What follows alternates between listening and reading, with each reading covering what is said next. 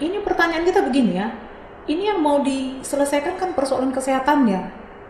Kenapa di bidang non medis yang sering jadi sorotan itu anggaran di humasnya, di khusus GTPP-nya. Di tahap pertama itu sudah menjadi sorotan, di tahap kedua ini juga sekarang udah muncul. Khusus untuk humasnya itu 5,1 miliar. Ini yang menjadi akhir-akhir ini menjadi pemberitaan. Dari total belanja itu ternyata kalau kita total semua itu belanja untuk honor saja, honor itu sebesar 347.400.000. Dia 6,7% dari total anggaran. Ini kan sebenarnya kan ini kan humas ini kan ASN. Ada juga walaupun honorer tapi kan tetap juga udah mendapatkan gaji sejak semua. Artinya dapat double lah ini. Dia dapat double gitu. Apakah anggaran sebesar ini itu menyumbang kepada output penurunan tren COVID-19 di Sumatera Utara? Ini kan kalau kita lihat datanya tiap hari semakin naik. Bukan tren penurunan yang terjadi, tapi tren kenaikan.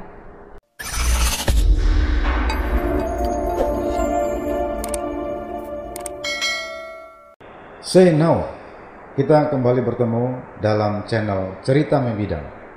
Salam generasi Membidang. Hari ini bersama saya, Dadang Darmawan Pasaribu, kita mengangkat satu topik yang mudah-mudahan menarik bagi kita semua, yaitu tentang anggaran publik.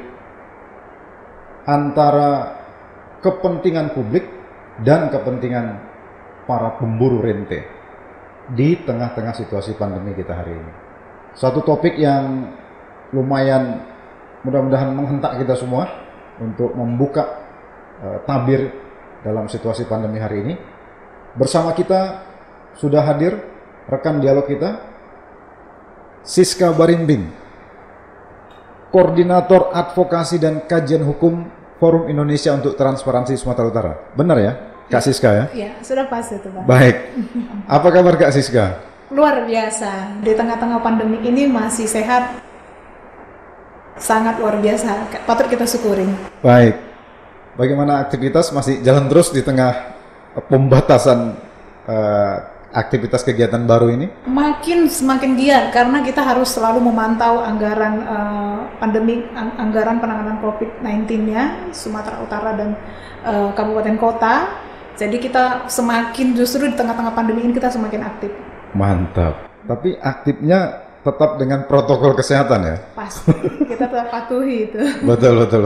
Iya. Baik, saya setuju karena itu juga bagian dari edukasi kita untuk masyarakat ya. Supaya masyarakat juga harus mawas diri karena situasinya mengancam juga ya kepada kita dan kita tetaplah harus mengedukasi masyarakat. Baik, kita akan bincang-bincang beberapa waktu ini tentang anggaran publik. Kita tahu anggaran publik sudah didesain sedemikian rupa. Saya ingat Presiden pernah mengungkapkan kita butuh 500 triliun secara nasional untuk mengcover berbagai hal terkait dengan COVID-19 ini. Belum lagi di APBD provinsi, APBD kabupaten kota, dan seterusnya. Menurut Anda, seperti apa sih implementasi anggaran itu sendiri di tengah-tengah pandemi hari ini? Karena kita tahu pandemi ini kan sudah berjalan berbulan-bulan. Yang kita tahu masih tetap banyak PR kita di tengah-tengah pandemi ini.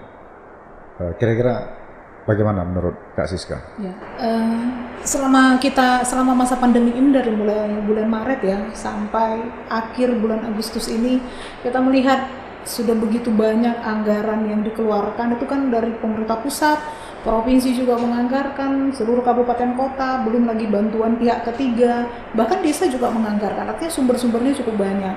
Tetapi kan dari semua sumber-sumber ini kan semua uang negara, ini uang rakyat. Tapi kita lihat juga bahwa pemerintah sepertinya masih gagap dalam mengelola anggaran COVID-19 ini.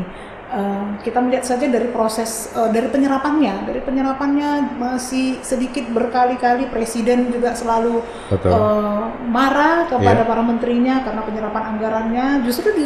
Justru di kesehatan juga penyerapannya tidak sesuai dengan target. Belum lagi juga di pemerintah provinsi dan kabupaten daerah. Selain penyerapan anggaran yang patut kita soroti adalah transparansi pengelolaannya. Oke. Ini yang menjadi sorotan kita bersama. Iya. Nah, ini luar biasa ya. Seorang pegiat masalah anggaran menggarisbawahi soal transparansi. Ada apa dengan transparansi? Karena begini, bukankah ini eranya keterbukaan gitu? Karena kita tahu reformasi 98 kan salah satu poinnya membuka, atau ada upaya untuk membuka lah kepada publik, termasuk dokumen-dokumen ya yang mestinya memang milik publik. Ada apa dengan keterbukaan anggaran ini pada hari ini? Ya, jadi karena kan ada ketika pandemi ini dimulai, pemerintah mengeluarkan beberapa aturan. Boleh nggak saya buka catatan saya ya? Saya takut salah. Ya, silakan, aturan, ya. Silakan Kak Siska. Jadi ada membuka beberapa peraturan, membuat beberapa peraturan yang melindungi. Oke lah, memang di masa darurat pengadaan barang dan jasa itu kan harus dipermudah karena kebutuhan darurat. Namun kami melihat melihat dan mengamati dari ini terjadi bukan hanya di pemerintah daerah, dari mana pemerintah pusat sampai pemerintah daerah akhirnya berlindung di balik berbagai macam peraturan ini untuk tidak membuka anggaran penanganan COVID-19 yang ada diumumkan, diumumkan, tetapi kemana distribusi anggaran ini itu yang tidak terbuka. Apa saja yang dibeli, apa saja yang sudah dilakukan, ini yang tidak terbuka. Kita sangat mengalami kesulitan ketika kita mau mencoba mengakses informasi ini. Akhirnya begini, kita sering dapat itu biasanya dari pers ya, dari media yang kebetulan juga melakukan investigasi. Tapi ketika kita memasukkan permohonan anggaran, itu sulit kita mengaksesnya. Sebenarnya nggak perlu dimohonkan, karena anggaran adalah kalau dia dari jenis informasi, dia adalah informasi serta merta. Artinya tanpa kita minta bahwa data informasi penanganan COVID-19 ini harus diumumkan. Ini yang tidak. Justru yang terjadi hanya diumumkan secara gelondongan. Misalnya pemerintah Provinsi Sumatera Utara telah menganggarkan 1,5 triliun alokasi untuk kesehatan tahap pertama 397 miliar, tahap kedua untuk bantuan sosial 397 miliar, untuk kesehatan sekian, untuk bidang ekonomi sekian, hanya segitu saja. Baru dirinci, saya harus lihat ya, boleh ya? Iya, boleh lihat. Saya takut karena ini data. Benar. Data kita harus rinci melihatnya. Betul. Tapi sayangnya kemana distribusinya ini tidak diumumkan. Ini tidak diumumkan, berbeda dengan Kalimantan Barat ya. Kalimantan Barat itu juga kan mengalami hal sama, jumlah mereka juga besar, jumlah tren positifnya. Mereka mengumumkan di sirupnya. Sebenarnya ada banyak aplikasi-aplikasi yang memungkinkan pemerintah itu untuk membuka anggarannya. Seperti Sumut itu kan ada namanya IPRO, Smart Provinsi ya. Kita bisa buka nanti di internet Sumut Smart Province. Di situ nanti akan terbuka data penggunaan APBD Provinsi Sumatera Utara. Selain itu juga sebenarnya pemerintah Provinsi Sumatera Utara bisa memasukkannya di Humas, di websitenya Humas GTPP. Nah, yang terjadi tidak gitu. Yang terjadi mereka tidak mengumumkan kemana sih distribusinya semuanya. Ini yang kita harapkan ya, jangan sampai berlindung peraturan-peraturan itu dijadikan alat untuk melindungi mereka sehingga tidak transparan. Itu yang kita sayangkan. Tahap pertama tidak transparan. Tahap keduanya kan mau jalan ya. Kemarin katanya setelah 17 Agustus bantuan untuk tahap pertama itu berapa nilainya Kak Siska dari 1,5 triliun itu? 502 miliar. Saya buka dulu ya. Tahap pertama itu 502 miliar. Bentar, saya bukanya.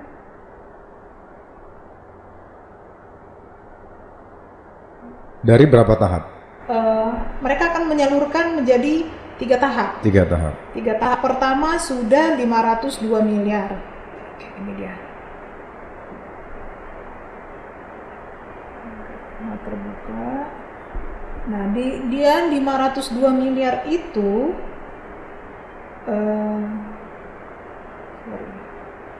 502 miliar ini dia. Nah, 502 miliar itu proporsi untuk anggaran kesehatan itu dia sebesar 191 miliar, ya, sekitar 191 miliar. Terus untuk dampak sosialnya itu 300 miliar, untuk ekonomi, dampak ekonomi itu 10 miliar. Totalnya kalau di total dia sekitar 502 miliar. Nah, ketika kita tanyakan ini kebutuhannya untuk apa saja, nah hanya rinciannya kita tetap menganggap itu bukan data yang dibutuhkan, bukan data akurat yang kita butuhkan. Mereka hanya menyampaikan dari 302 miliar itu fasilitas dampak kesehatan, nanti diperinci ya. Diperinci itu ada untuk bidang kesehatan dan bidang non medis. Nah, masalahnya yang menjadi kesorotan kita di bidang non medis ini. Nah, pada tahap pertama itu untuk bidang non medis itu dia hampir dia sekitar 55 miliar ya untuk bidang non medis. Dari 191 tadi. Nah, ini pertanyaan kita begini ya. Ini yang mau diselesaikan kan persoalan kesehatannya. Kenapa di bidang non medis yang sering jadi sorotan itu anggaran di humasnya? Di khusus GTPP-nya. Di tahap pertama itu sudah menjadi sorotan, di tahap kedua ini juga sekarang udah muncul. Khusus untuk humasnya itu 5,1 miliar. Ini yang akhir-akhir ini menjadi pemberitaan. 5,1 miliar itu ada khusus namanya advertorial, itu hampir 4,6 miliar. Advertorial itu apa? Iklan, katanya iklan ya. Iklan untuk maksudnya iklan layanan masyarakat gitu? Ya, seperti itulah, ke media, anggaran untuk ke media, itu sampai 48 kali. Saya buka dulu ya Bang, karena saya sudah bikin kajiannya kemarin, kita juga kasih berita tanggapan beritanya, ini dia. Ini yang menjadi polemik sekarang. Rincian anggarannya juga udah kami bikin. Nah, rincian anggarannya dia anggaran humas yang baru-baru ini ya, sumut untuk tahap 2 humas GTPP, jadi khusus untuk humas GTPP itu mencapai 5,1 miliar 5.187.821.802 rupiah, itu rinciannya yang lebih rincinya. Nah, itu hanya untuk 60 hari. Hanya untuk 60 hari. Dia belanja koordinatornya 54 juta, ini honor. Baru pengelola jaringan, website, medsos, COVID-19 dan video conference-nya 517 juta. Nah, sosialisasinya yang mahal, yang paling besar. Sosialisasi dan dokumentasi COVID-19 sebesar 4,6 miliar. 4 miliar 615 juta 230 ribu. Dan alat tulis kantornya itu hanya 791 ribu. Nah, sorotan kami dari total belanja itu ternyata kalau kita total semua, itu belanja untuk honor saja, honor itu sebesar 347.400.000. Dia 6,7% dari total anggaran. Ini kan sebenarnya kan humas ini kan ASN. Ada juga walaupun honorer, tapi kan tetap juga udah mendapatkan gaji sejak semula. Artinya dapat double lah ini? Dia dapat double, gitu. Ini sudah digaji, sudah memperoleh gaji, boleh, memang ada peraturan yang membolehkan, boleh mendapat honor-honor kegiatan, tapi kan juga harus jelas ya, harus jelas dia mendapatkan honor ini untuk apa, jangan double. Kalau ada pekerjaan yang bisa dilakukan, ada misalnya 3 pekerjaan bisa dilakukan 1 orang, kenapa memperbanyak, justru memperbanyak jumlah orangnya. Nah, itu kalau di anggarannya dia 150.000 per hari kali 60 hari. Itu ada berapa orang? Banyak orangnya. Jadi ini kan terkesan ini dibuat-buat ya. Terkesan bagaimana mengambil celah agar ASN kembali lagi digaji. Padahal di tengah-tengah pandemi ini kan justrunya ada kepekaan ya. Persis. Ada kepekaan. Kita harus lebih efektif, lebih hemat dalam mempergunakan anggaran. Jangan karena memang ada tapi jangan terkesan kita buatlah gitu. Yang penting anggarannya habis, bukan serapan anggaran yang paling penting, tapi bagaimana efektif enggak. Tapi pertanyaan kami juga yang paling mendasar adalah itu di anggaran sosialisasi dan dokumentasi COVID yang 4,6 miliar itu. Nah, belanja terbesarnya untuk media cetak di situ Bang dibikin sebesar 2,4 miliar untuk 48 kali. Nah, di zaman sekarang yang serba era digital, Persis. apakah ini cukup efektif? Benar. Itu pertanyaan kita. Terus juga apakah anggaran sebesar ini itu menyumbang kepada output penurunan tren COVID-19 di Sumatera Utara? Ini kan kalau kita lihat datanya tiap hari semakin naik. Bukan tren penurunan yang terjadi, tapi tren kenaikan yang terjadi. Nah, harusnya pemerintah Provinsi Sumatera Utara membuat anggaran yang bisa menyumbang ke output penurunan tren COVID-19 di Sumut. Nah, yang paling menariknya kalau kita kaji lagi, kita bandingkan dengan anggaran sebelumnya, itu hanya 1,2 miliar. Maksudnya anggaran humas, humas DTPP sebelumnya itu hanya 1,2 miliar.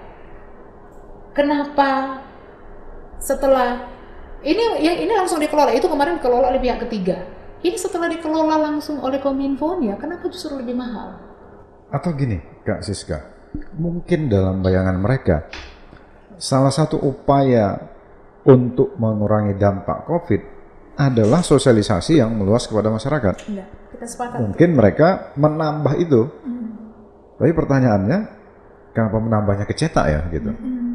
Dan ada nggak ukuran efektivitasnya untuk sampai ke masyarakat? Gitu ya kira-kira Kak? Iya, kira-kira seperti itulah kan. Jadi kita harus mengukur ya, yang tren sekarang itu kan digital ya, online gitu kan. Terus juga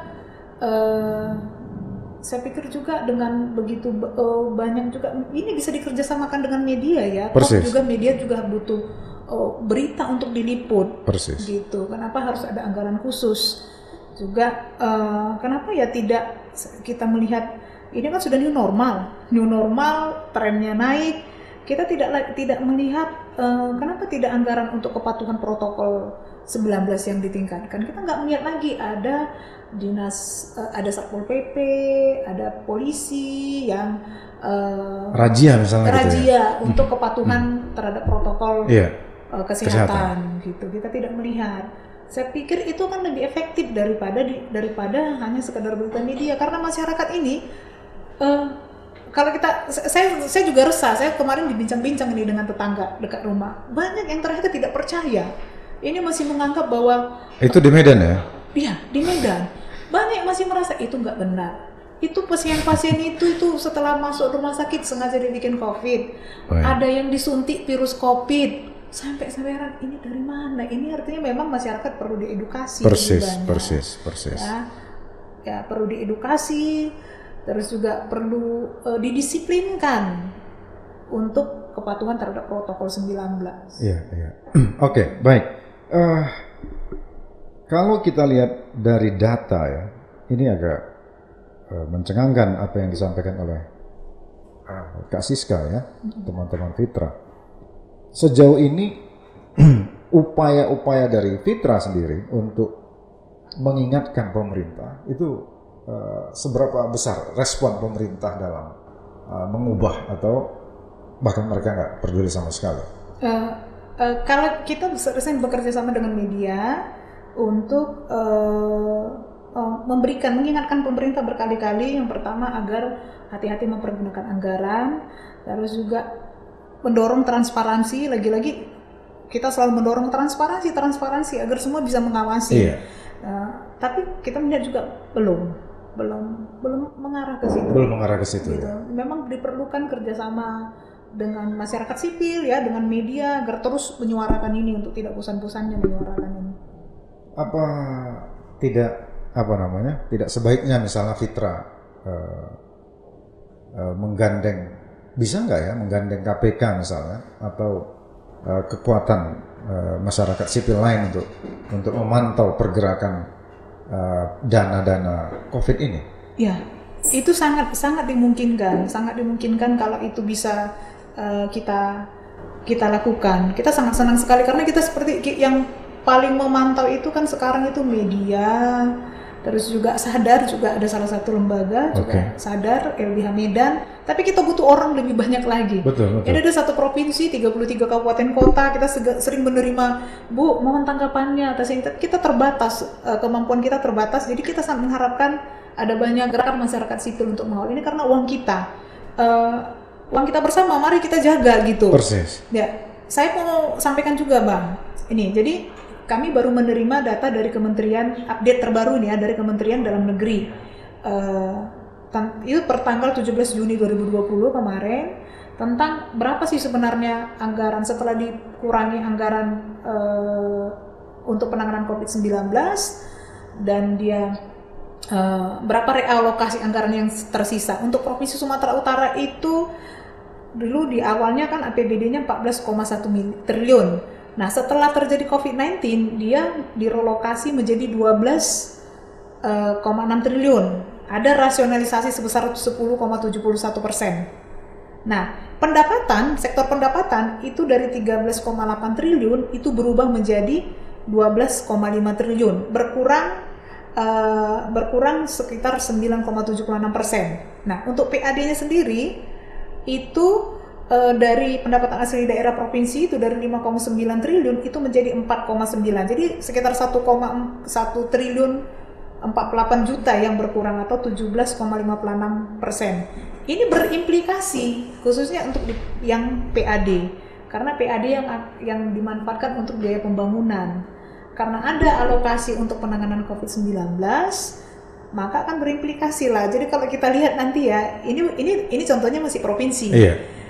Bagaimana nih Kota Medan? Kota Medan itu sekitar 500 miliar, tapi kita lihat juga, nanti saya cek juga anggarannya Kota Medan itu cukup banyak berkurang. Artinya berkurangnya anggaran karena COVID-19 ini, karena dialihkan untuk penanganan COVID-19, belum juga sektor pendapatan yang berkurang, karena Kota Medan itu kan dari hotel, kafe, sementara karena COVID-19 turun drastis. Ini berimplikasi kepada pembangunan kita. Jadi kalau kita sekarang melihat jalan-jalan di Kota Medan banyak yang bolong, kita cek aja. Saya sering jalan naik sepeda motor, aduh ini bolong nih jalannya, ini sudah paretnya sudah tumpah, ini pohonnya perlu ditebang. Itu akan mempengaruhi ke belanja-belanja pembangunan. Kita sendiri masyarakat yang itu karena pengaruh COVID juga adalah itu ya? Itu sangat berpengaruh Bang, karena yang dikurangin itu kan belanja pembangunan, refocusing berdasarkan surat SKB 2 Menteri itu, Menteri Keuangan dan Menteri Dalam Negeri. Itu belanja kita yang dikurangin. Jadi kalau masyarakat nggak peduli, udah biar aja lah gitu. Ini kita yang akan kena dampaknya. Fitra sampai pada investigasi nggak dalam situasi ini, misalnya di anggaran provinsi atau anggaran kabupaten kota, supaya kelihatan distribusinya tadi, alokasinya kemana saja, sampai pada investigasi nggak? Apakah ini ada ya para pemburu rente itu yang kong kali kong dengan pemerintah untuk menutupi soal ini, atau bagaimana gitu? Kita mengindikasikan ada seperti itu. Nah, di tahap pertama kita juga sudah serukan, makanya di tahap pertama kita sering membuat rilis tentang hati-hati mempergunakan anggarannya, khususnya waktu bantuan langsung tunai diganti menjadi sembako. Itu tahap pertama kemarin ya. Itu kan untuk bantuan langsung tunai itu akhirnya dikonversi menjadi sembako itu kan sekitar 397 miliar. Besar sekali uang itu. Nah, di awal kan dia namanya bantuan langsung tunai, tetapi akhirnya diganti menjadi sembako. Kenapa? Kita pertanyakan kenapa sembako? Kan sembako ada pengadaan barang dan jasanya, ada vendor. Sementara karena ada PP nomor 1 tahun berapa ya? Saya lupa, nanti saya cek lagi tentang pengadaan barang dan jasa selama masa pandemi itu dipermudah, nggak perlu seperti tidak masuk lagi di LPSE dan nggak perlu juga dicurigai akan dikorup gitu kan? Ya sebenarnya PP itu seperti itu sebenarnya kalau kita mau cermati lagi isinya, benar. Kan gitu. Jadi ini sudah berkali-kali kita bilang, sampaikan saja bantuannya itu dalam bentuk tunai. Karena kenapa dalam bentuk tunai kita katakan agar jumlah bantuannya itu tidak berkurang. Artinya kasih aja lah uang cash sama masyarakat kita. Nggak usah dialihkan dengan sembako, tapi akhirnya juga dialihkan dengan sembako. Kenapa sembako? Ya, sembako kan berarti ada pengadaan barang dan jasanya. Benar. Berarti ada kontraktor juga yang ikut. Ada kontraktor di situ. Nanti juga akan berkurang, akan ada belanja distribusi. Barangnya kan harus didistribusikan. gitu. Transport lagi. Ada transport, bisa juga berkurang nanti nilainya. Apakah bisa dipastikan anggaran itu nilainya tetap 225.000 pasti akan berkurang karena ada fee kontraktor. Iya. Gitu, Iya. ada fee vendornya. Nah, Persis. belum lagi kemarin juga kan kawan-kawan dari, saya lupa, dari gerakan mahasiswa Hima atau dari kami yang juga melakukan audit sosial, mereka kan menemukan ada temuan-temuan sembakonya tidak senilai 225.000, kualitas sembakonya berbeda dari yang diharapkan, gitu. Nah, kenapa harus maksa lagi? Ini tahap 2 ini kita lihat nanti, apakah akan dipaksa juga sembako, ya? Baik. Gitu. Putra kenapa nggak ngasih kajiannya terkait dengan Kita sudah kasih. Sudah kasih ya? Kita sudah kasih. Paling tidak untuk upaya mengurangi kebocoran di tahap kedua gitu. Iya. Kita sudah kasih, kemarin kita bikin langsung diskusi online dengan ketua kepala BPPD Pak Riyadil. Oke. Kita sampaikan agar bantuannya sebaiknya untuk tahap 2 nanti jangan lagi sembako. Mari berikan saja dalam bentuk uang tunai. Biarkan masyarakat butuh kebutuhan banyak, misalnya pulsa untuk anak-anak, untuk daring, ya. Persis. Gitu juga. Terus juga masyarakat juga butuh uang untuk bayar listrik, ya, yang listriknya tidak digratiskan kan, ada saja. Bayar air kan tidak gratis, ya, gitu. Masyarakat bisa tahu membelikannya. Toh juga sembakonya isinya juga. Kita tahulah isinya, ya.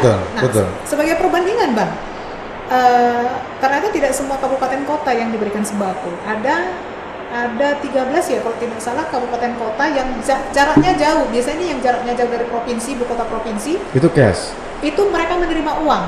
Saya punya teman di Labuan Batu Utara. Teman saya ini bilang, saya ditelepon dan dikirimi fotonya. Bantuan yang mereka terima berbeda dengan teman saya yang menerima bantuan sembako yang dari Kota Medan. Loh, kenapa berbeda sekali dari jumlah dan kualitasnya? Lebih bagus yang di Labura. Oh, gitu pula? Ya. Bukan lebih bagus yang di Medan, ya? Bukan lebih bagus yang di Medan.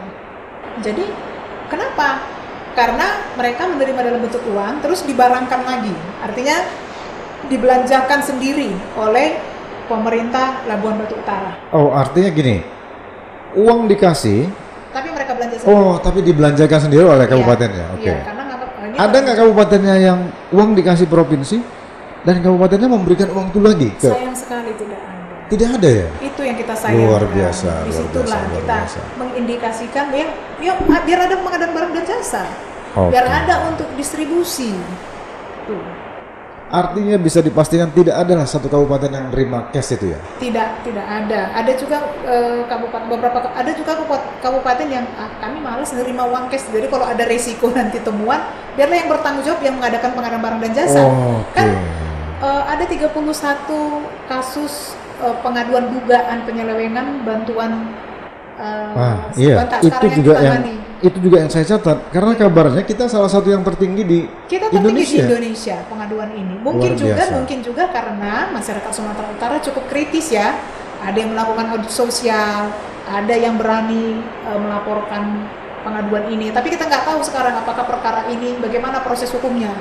Apakah sudah lanjut? Ini kan masih pengaduan masyarakat. Iya. Apakah sudah menjadi penyelidikan? Apakah sudah meningkat menjadi penyidikan? Apakah sudah ada bukti awalnya, apakah sudah ada tersangka, kita belum tahu bagaimana. Kita lihatlah, tunggu komitmennya dari Polda Sumatera Utara.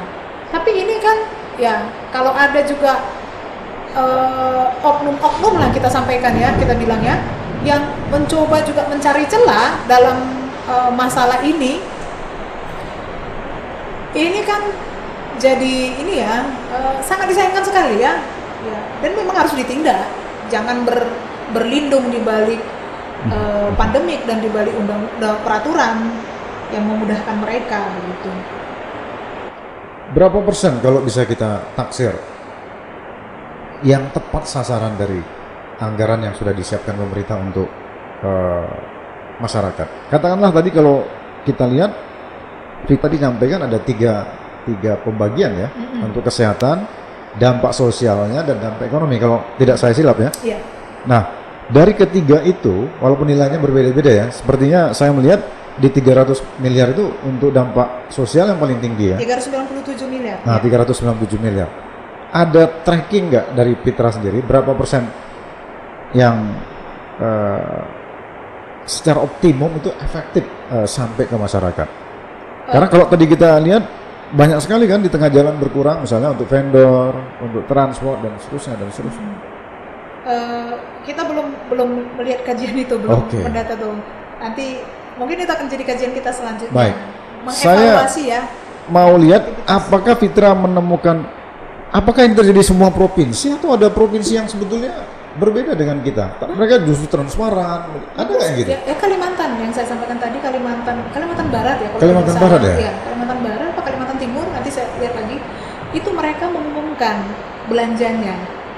Jadi mereka setelah mereka belanjakan, oke, anggaran kami segini, dan mereka mengumumkannya di sirup. Jadi kita bisa ngecek di sirupnya karena semua kan sekarang e-government. Betul. Provinsi kita juga punya sirup. Iya. Gitu.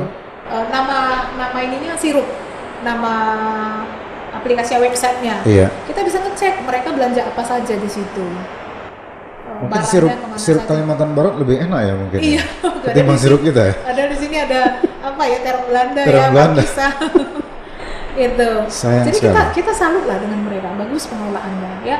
Artinya ya ketika mereka transparan mempergunakan. Artinya ini soal kemauan aja lah begitu ya. Kemauan dan sudah ada aturan undang-undangnya. Karena toh ada juga contoh provinsi lain yang membuat misalnya gitu. Iya, betul. Itu dia. Dan yang satu juga itu yang kita pernah berdialog dengan salah satu kepala daerah ketika kita tanya. Semua juga mengatakan kita tidak punya punya rencana kerja atau blueprint bagaimana sih sebenarnya penggunaan anggaran ini. Kita pernah berdialog kepada salah satu kepala daerah, ya pokoknya sudah kami anggarkan, kita belanjakan nanti.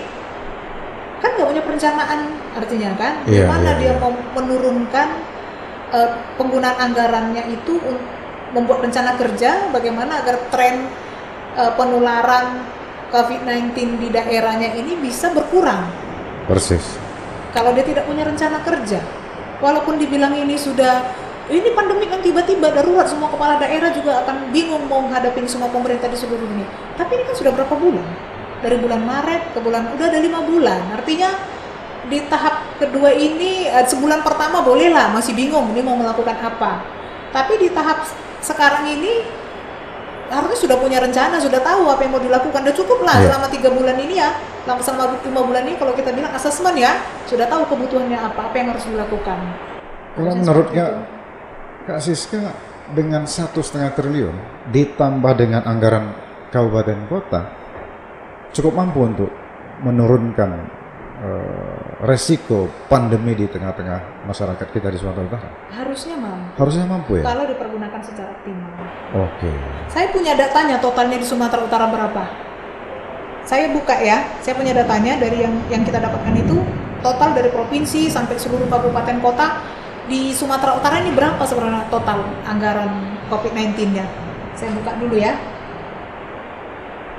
Saya mohon waktunya sebentar aja. Iya, silakan Kak Siska. Ini penting bagi generasi bidang. Setidaknya untuk tadi ya. Udah dapat datanya. Melihat jumlah anggaran yang dipersiapkan oleh pemerintah kepada masyarakat. Ini khusus Sumatera Utara. Iya. Ya. Nah, di Sumatera Utara itu totalnya ada 3,1 triliun. 3,1 triliun total anggaran penanganan COVID-19-nya. Untuk seluruh Sumatera Utara? Itu total provinsi sekabupaten kota, iya. Nah, sudah ditambah provinsi ya? Iya. Kalau dia kabupaten kotanya saja, karena kan bervariasi, memang kabupaten kota yang paling besar menganggarkan itu dari Medan, karena Medan yang paling besar penganggarannya. Iya. Jadi totalnya ini berdasarkan update tanggal 20 Juni ya, 2018 kemarin, itu 3 triliun 144 miliar 217 juta rupiah. Ini masih dari provinsi saja kan, dari provinsi dan kabupaten. Pusat kan juga menganggarkan. Nah, sebenarnya kalau ini dipergunakan dengan efektif ya, saya kira akan mampu untuk mengurangi tren. Ini kan justru tidak, yang terjadi adalah tren kenaikan terus. Baik. Gitu. Teman-teman Fitra melihat hubungan anggaran pandemi ini di kabupaten kota yang berhubungan dengan pilkada itu ada upaya ya, kita membaca ada upaya-upaya untuk menggunakan pandemi paling tidak untuk kepentingan pilkada. Ada temuan nggak seputar itu? Misalnya gini, kita kemarin melihat pertama jarak ya. Misalnya caranya mereka mendekatkan pemberian itu dengan waktu pencoblosan misalnya gitu ya. Kalau nggak salah di bulan November nanti akan banyak penyerahan dari kepala daerah kepada masyarakat. Itu baik. Tapi di samping itu ya tentu untuk tujuan pencitraan juga, pemanfaatan pandemi. Karena saya pernah baca KPK sudah mengingatkan agar kepala daerah tidak memanfaatkan anggaran pandemi ini untuk kepentingan politik. Kira-kira Kak Siska bagaimana melihat itu? Kita juga punya apa ya, ada mengindikasi ya, ada bakalan akan nanti di tahap kedua pasti akan gencar. Di tahap pertama persis juga sudah biasanya gini caranya, biasanya kepala daerahnya ikut memberikan bantuan langsung. Pakai gambar dia gitu ya? Pakai gambar dia, meskipun di Sumatera Utara belum ya, kemarin itu sempat salah satu di Simalungun, tapi dia kan nggak mencalon lagi. Kita juga bingung ini tujuannya untuk apa. Khususnya yang incumbent ini yang patut disorotin. Persis. Kan ada 20 kabupaten kota nanti yang akan pilkada. Ini kan jumlah yang besar ini, yang 21. harus 21 ya. Ini jumlah yang besar yang bisa kita amatin. Betul. Nah, tapi nanti ketahuannya di tahap kedua. Di tahap pertama sudah mulai muncul sih. Kami melihat sudah mulai muncul. Kalau dia sering-sering ya. Apalagi sudah penetapan oleh KPU gitu ya. Apalagi nanti kalau dia sering-sering memberikan bantuan langsung gitu ya. Itu sudah mulailah pencitraannya. Betul. Karena kan ada 3 tahapan nanti. Iya. Kalau kita cek di sini, bisa sih sebenarnya dicek di data ini yang sudah tapi ini masih total ya. Misalnya dari yang sudah digulirkan mereka, dari total yang sudah mereka anggarkan itu daerah mana saja gitu. Nanti kita cek lagi ya. Baik. Karena ini juga masih ada beberapa kabupaten kota yang bandel yang enggak juga melaporkan dana COVID-nya. Ini karena kami lihat ini daftar ini kosong ini kan dari Kementerian Dalam Negeri. Mereka kena sanksi sih. Ada juga kabupaten kota yang nggak juga melaporkan. Iya, Kak Siska, mungkin kita terbatas juga waktunya, tapi yang terakhir mau saya tanyakan, sepertinya hubungan anggaran ini untuk kemanusiaan rasanya semakin sempit di dalam situasi kita hari ini. Kok lebih banyak untuk dalam tanda petik kepentingan tadi ya, kepentingan banyak pihak, katakanlah rent seeker ini ya, si orang-orang yang mencari keuntungan dalam situasi pandemi hari ini.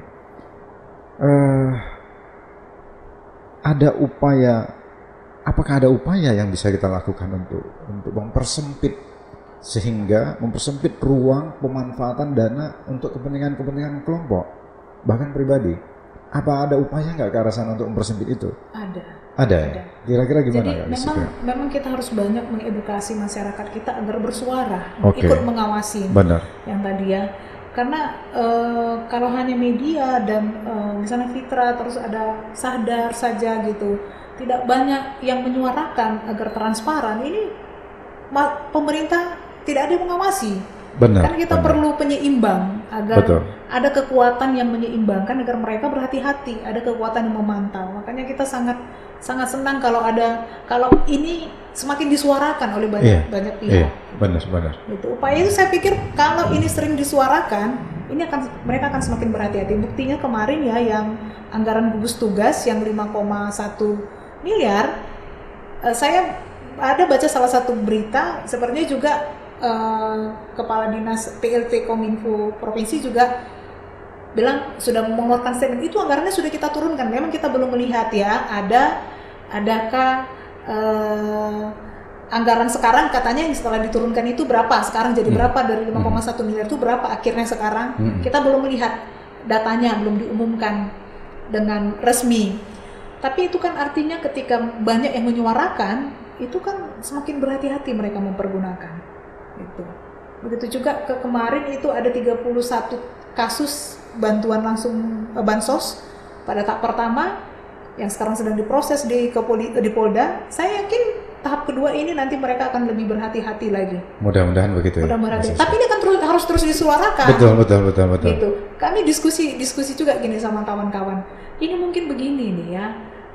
Ketika mereka gulirkan mengumumkan misalnya anggaran humas yang tadi saya sampaikan 5,1 miliar, ini mungkin seperti mengetes, ada nggak yang protes ya? Kalau ada yang protes, ada yang menyuarakan, nah nanti kita kurangin lah karena ada yang protes. Tapi mungkin kalau masyarakat tidak ada yang berprotes, tidak ada yang menyuarakan ini nggak boleh, ini tidak adil gitu, ini anggarannya akan mulus berjalan. Akan terus berjalan. Masuk kepada kepentingan kelompok ini. Tahap kedua ini juga harus kita kawal, khususnya anggaran bidang sosial, bidang bansos. Karena ini yang paling besar daripada anggaran kesehatan. Ini harus kita kawal. Di anggaran kesehatannya juga sebenarnya harus kita kawal. Harus kita kawal. Karena ada juga beberapa keluhan dari kawan-kawan yang membantu ya, yang kasih donasi ke pemerintah langsung seperti rapid test, APD. Ini kemana aja ini semuanya? Betul. Gitu. Kami pernah duduk sama dengan salah satu donaturnya. Dia juga berpesan, coba tolong Bu diawasin. Sebenarnya bantuan-bantuan yang kami berikan itu seperti alat rapid test, APD, masker, itu kemana semua ya? Ada yang ngecek nggak itu? Ada yang ngecek nggak bantuan pihak ketiga ini kemana saja distribusikan? Gitu. Karena kan kita tidak tahu kalau misalnya pemerintah provinsi mengumumkan, itu kan didistribusikan ke kabupaten-kabupaten kota. Kalau mereka kita bisa tahu kalau mereka mengumumkan di sirupnya misalnya mereka sudah membeli APD sekian, rapid test sekian, kan kita bisa ngecek kan? Betul. Berapa sih sebenarnya APD yang ada sekarang ditambah dengan bantuan dari pihak ketiga? Gitu. Kalau pihak rumah sakit kan hanya menerima saja dan memakainya, gitu. Tapi pemerintah ini yang mengelola. Nah, jadi kita sangat berharap anggaran ini. Masyarakat sudah stres ya, sudah sangat jenuh, sudah banyak menderita, janganlah ada lagi pihak-pihak. Kalau tadi topiknya diskusi ini ya, jangan lagi ada yang memburu rente, mempergunakan celah-celah pandemik ini untuk memburu rente. Baik, terakhir apa harapan atau statement Siska terkait dengan tahapan kedua nanti ya, anggaran yang akan dikucurkan oleh pemerintah Sumatera Utara? Kami berharap pemerintah Sumatera Utara di tahap kedua ini transparan, terbuka kemana saja penggunaan anggarannya, gitu ya. Kita tidak tahu pandemik ini kapan akan berakhir. Kalau saya baca dari media, walaupun vaksin sudah ada proses untuk menemukan vaksin, tapi itu baru bisa dipergunakan sampai setelah tahun 2022 nanti baru itu bisa dipergunakan. Artinya pandemik ini semakin panjang. Jadi kami berharap penggunaan anggaran ini harus optimal, jangan membangun celah-celah untuk menguntungkan oknum-oknum tertentu. Masyarakat sudah cukup menderita, terbukalah, karena kalau semua anggaran benar dipergunakan, tidak ada yang ditutup-tutupi, kita akuntabel, tidak perlu takut untuk terbuka. Gitu. Kenapa takut terbuka? Karena ada yang ditutup-tutupi. Jadi mari kita bekerja sama untuk agar kita sama-sama bisa segera mengakhiri pandemi ini dan kita bisa hidup normal kembali. Amin. Kak Siska, terima kasih atas kehadirannya. Banyak yang mau kita tanyakan, tapi waktu kita juga terbatas ya. Mudah-mudahan kita bisa bertemu kembali. Kami berdoa semoga rekan-rekan Fitrah dan Koalisi Masyarakat Sipil tetap memantau anggaran kita ini, terutama untuk publik ya, untuk masyarakat dalam masa situasi pandemi. Dan kami berharap tetap sehat teman-teman Fitrah dalam perjuangannya mengadvokasi anggaran baik di provinsi maupun kabupaten kota. Sampaikan salam kami pada teman-teman. Baik, Generasi Mebidang, sampai di sini pertemuan kita dalam kesempatan yang berbahagia pada hari ini. Nantikan kami di channel Cerita Mebidang selanjutnya dengan topik-topik yang pasti menarik bagi kita semua. Mudah-mudahan ini bermanfaat bagi kita semua untuk mengedukasi dan memperkuat wawasan kita selama masa pandemi dan seterusnya. Salam Generasi Mebidang.